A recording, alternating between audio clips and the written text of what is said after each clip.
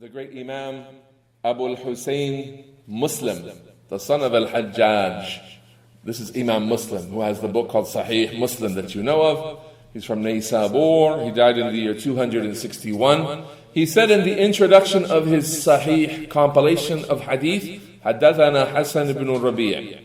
Hassan ibn Rabi' narrated to us, حدثنا حماد ibn Zayd. Hamad ibn Zayd narrated to us, عن Ayyub, on the authority of Ayyub. وهشام, and as well Hisham, two people in the chain here. عن محمد, on the authority of Muhammad. There are lots of Muhammads in the era of the Taabi'een, but one man is Muhammad in the era of the Taabi'een. Do you know?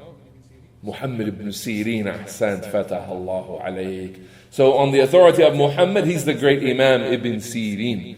And then Al-Imam Muslim says, وَحَدَّثَنَا. He starts over with another chain. وَحَدَّثَنَا فُضَيْل عن هشام قال وحدثنا مخلد بن حسين عن هشام عن محمد ibn Seereen. So he brings a number of chains, all going back to Muhammad ibn Seereen, not a companion, but a tabi'i. He died in the year 110. Muhammad ibn Seereen, he said, إِنَّ هَذَا الْعِلْمَ دِينٌ. This knowledge is deen, it's religion. فَانظُرُوا عَمَّنْ تَأْخُذُونَ دِينَكُمْ. So inspect the one you take your deen from. Look carefully at and study the situation of the one you take your deen from. Now this report is very valuable for us. And Al-Imam Muslim used it in the Muqaddimah, in the introduction of his Sahih authentic compilation, for a very important reason.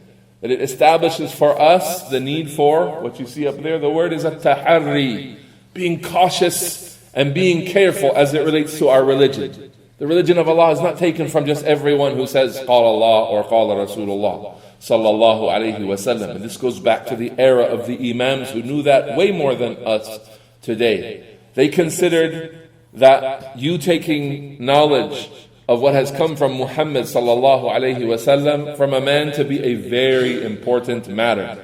And that you don't take that deen from just anyone, but you look and you investigate and you look firstly to the scholars and their appraisals of those carriers of knowledge. And not be the person who he himself is ignorant, but he's busy assessing the carriers of knowledge.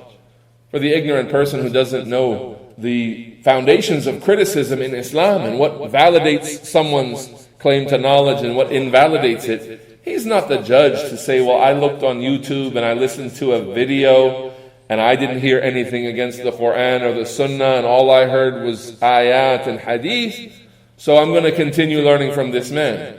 And then the person you find he's a Sufi, the person you find he's hiding a number of innovations, and he didn't take his deen seriously enough to protect it from just listening to anyone. As Muhammad ibn Seereen said, right, this knowledge is deen. This is your deen. You don't take your deen from just anyone. You look carefully and you inspect who you take your deen from.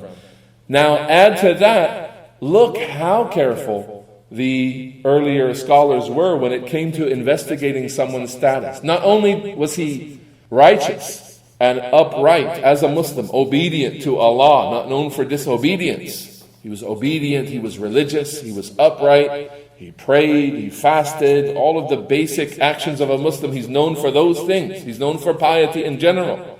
He's not a person who speaks ill to his parents, things like this, which makes him a fasiq. He's not a person who would lie. He's not a person who would deceive anyone. He's not a person who would do magic tricks. He's not a person who would engage in foolery that would make him considered to be a clown or a fool. But he's a serious person who represents knowledge well. Then on top of that, his precision is put through the test. It's not enough that he's just an upright Muslim, but his precision has to be tested by the Imams of Hadith.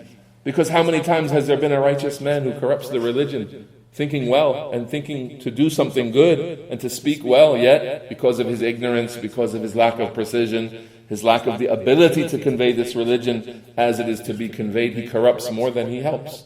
So we have to take our lesson from this narration for us today, that this knowledge is deen. We are to inspect those we take our deen from.